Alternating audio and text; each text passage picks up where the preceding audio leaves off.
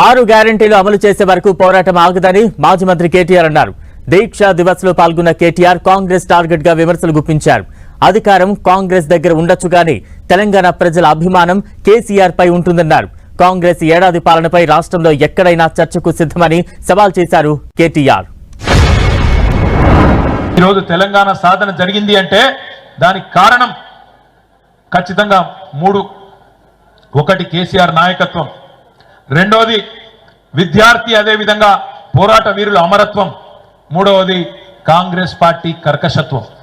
కేసీఆర్ నాయకత్వం, విద్యార్థుల పోరాట వీరుల అమరత్వం, కాంగ్రెస్ కర్కశత్వం, ఈ మూడింటి వల్ల తెలంగాణ ప్రజల్లో ఒక నిప్పు పుట్టి అది ఆర్పలేని నిప్పుగా మారి ఆఖరికి మమ్మల్ని కాల్ చేస్తదేమో అని కాంగ్రెస్ పార్టీ భయపడి ఇయ్యకపోతే ఈపు చింతపండు అవుతుందని చెప్పి అర్థమైనాక ఆనాడు విధి లేక దిగి వచ్చి ఇచ్చింది కాంగ్రెస్ పార్టీ. ఉద్యమంలో అడ్రస్ లేనోడు మాట్లాడుతున్నాడు ఇవాళ.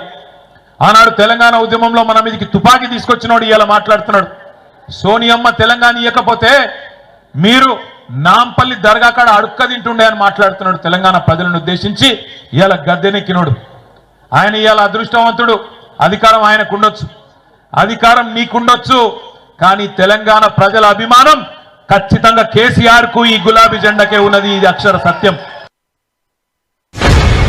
అరిచేతుల వైకుంఠం చూపెట్టి 6 గ్యారెంటీలు అని చెప్పి 420 హామీలు ఇచ్చి దొంగ మాటలు నంగనాచి కబుర్లు చెప్పి ఇవాళ నువ్వు గెలవచ్చు. కానీ ఒక్కటి మాత్రం వాస్తవం బిడ్డ, ఏ రోజుకైనా ఏనాటికైనా తెలంగాణ చరిత్ర రాసిన రోజు కేసీఆర్ గారు హిమాలయాల పర్వతమంతా ఎత్తున ఉంటే కనీసం నువ్వు ఆయన కాలి గోరికి కూడా సరిపోని పాత్రలో ఉంటావు అనేది అక్షర సత్యం. ఇలా ఏ ఊరికన్నా పోదాం, ఏ ఊరికన్నా పోదాం, ఏ తాండా కన్నా పోదాం, ఏ బస్తీ కన్నా పోదాం, ప్రజలు ఏమనుకుంటున్నారో నీ సంవత్సరం పాలన గురించి ఒకసారి తెలుసుకో దమ్ముంటే నేను అడుగుతా ఉన్నా.